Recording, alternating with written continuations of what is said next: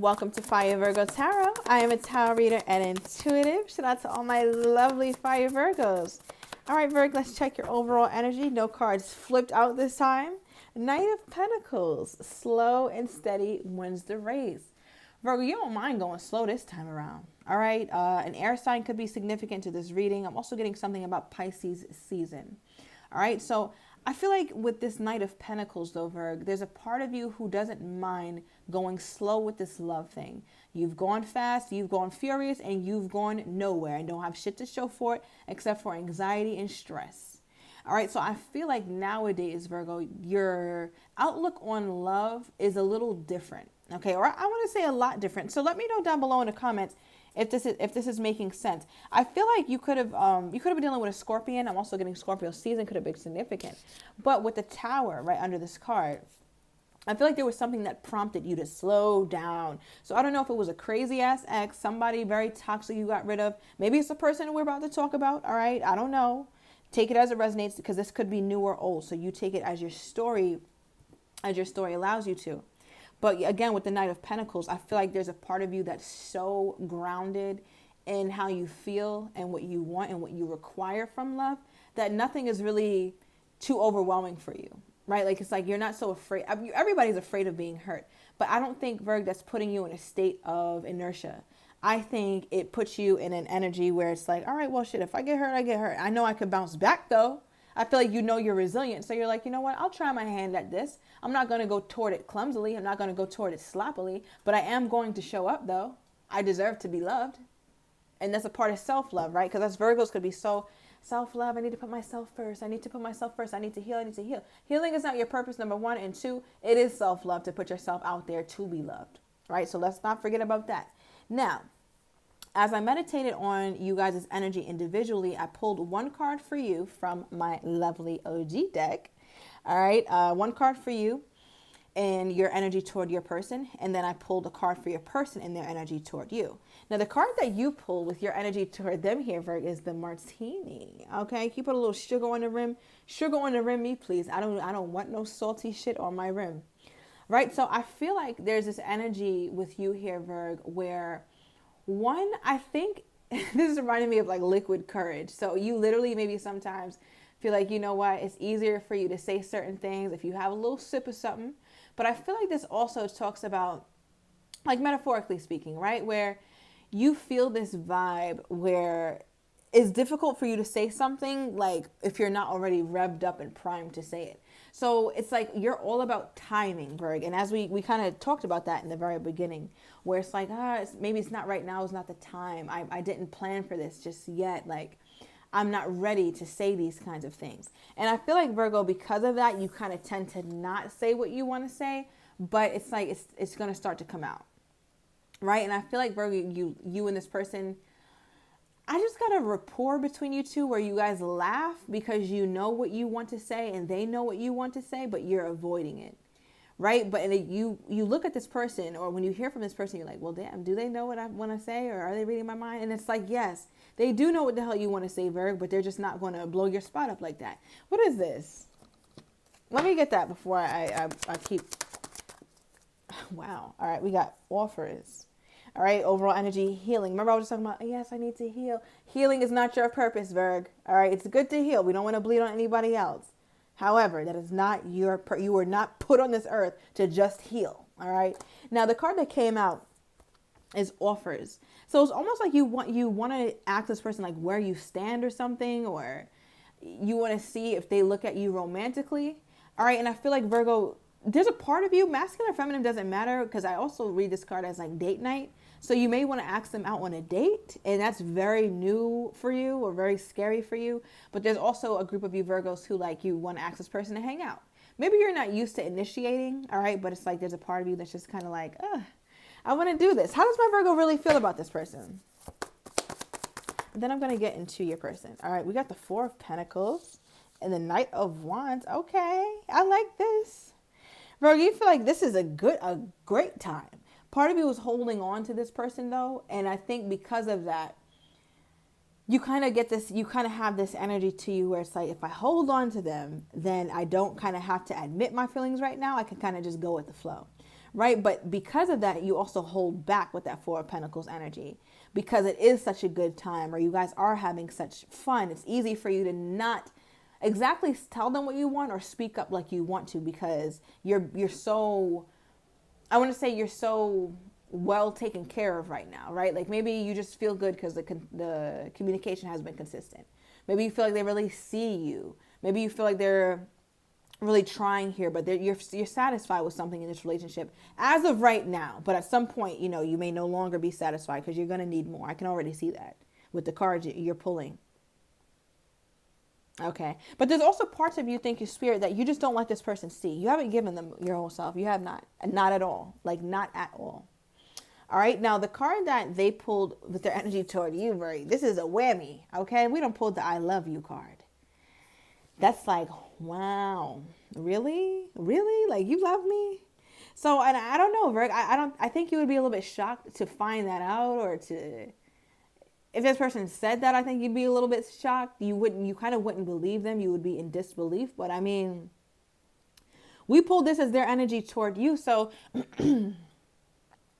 I'm wondering if they're thinking about saying this.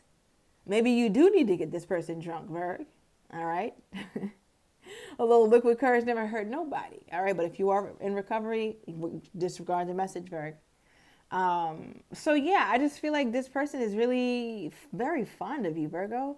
I feel like there's also a part of them that wants to like be in your face with it. Like maybe literally like this close to your face, and tell you, but also I'm getting like, how do I express that? Like they feel so sure about something. I'm almost seeing somebody's bulging eyes. Maybe somebody has like huge eyes here. But it's like their eyes are bulging. Like, no, I want you to know I love you, Virgo. Like, it's like they want you to know this. All right. All right. Let's start pulling. Let's pull. Tell me more about this I love you card. Tell me more about this I love you card. All right. We got two cards that flipped out. The first one being Page of Cups. Nice. Cute. And Six of Wands. Wow. Wow. All right. This is like okay, first I'm getting an intuitive message. This is like a personal thing, Virgo. This has nothing to do with the love reading right now. All right. So there's something you've been facing in quiet, and you're going to get really good news about it. I don't think you told anybody, but you're going to get really good news about it. It's between you and God. Like, I think that's the only person who knows. Okay. Yeah. All right. Moving on from that energy. Now, one, here's my social media card. If the real OGs, you already knew that. Six of Wands here, right? So I feel like your person doesn't mind proclaiming this. Like, I love you, Virgo. It's almost like they're shouting from the rooftop. So I feel like this person is shameless in how they feel about you, and they want you to know, like, listen, I'm not hiding you. I don't want to hide the fact that I love you. I don't need to hide the fact that I care. Like what? All right, because the Page of Cups came out to clarify I love you as well. Now, the Page of Cups, what's so cute about this is the Page of Cups is so sincere, so well-intended, right? It's almost like the very beginning stages of how love feels in the beginning, when you just feel like super high of dopamine and serotonin, all those feel-good hormones, just making a cocktail of love, right? So it's just like, maybe that's all I'll name this reading, Cocktail of Love, because that's kind of what this feels like, where it's, I don't know, it's like as this person continues to get to know you more and more, part of them feels like it's almost like the more and more they get to know you, the less and less they recognize themselves, because they're turning sappy, or they're turning like, you know, people like to use the word simp, which I can't stand because I'm not going to get into that. But like, I don't know, they just turn into mush for you or something. Why am I getting that energy? I mean, Virgos have a way of doing that. All right. If it's any sign that could turn somebody into mush, it's the damn Virgo. All right. Yeah. Okay. Yeah, we got triggered. Okay, we got two cards, one being triggered. So I feel like part of this love, or part of whatever it is that you're doing to them, Virgo, like this cocktail of love that you are serving up on a platter, and that you both are drinking from, quite frankly, I feel like this person is seeing a side of them, or a side of them is coming out that has not come out in years, Virgo. You're bringing out a side of them that I don't think they even know. it's a very new thing. It's a very, it's a new space. It's uncharted territory. It really is. Like this part of themselves. When I say uncharted territory, I'm referring to this part of themselves that you're calling to the front. It's like, yeah, you in the back, you come take a seat in the front. And it's like, damn, I didn't even know what was in the back. And now you got it on the front. Like, I don't, it's just, I feel like this person is having their feelings are all over the place here, Virgo, all over the place. And the only thing that they can describe it as is love. All right, let's see. Another one, we got distractions. Okay. So I feel like your person, initially I got that they saw love, or even you, Virgo, since you're so closely synonymous with love in this person's mind.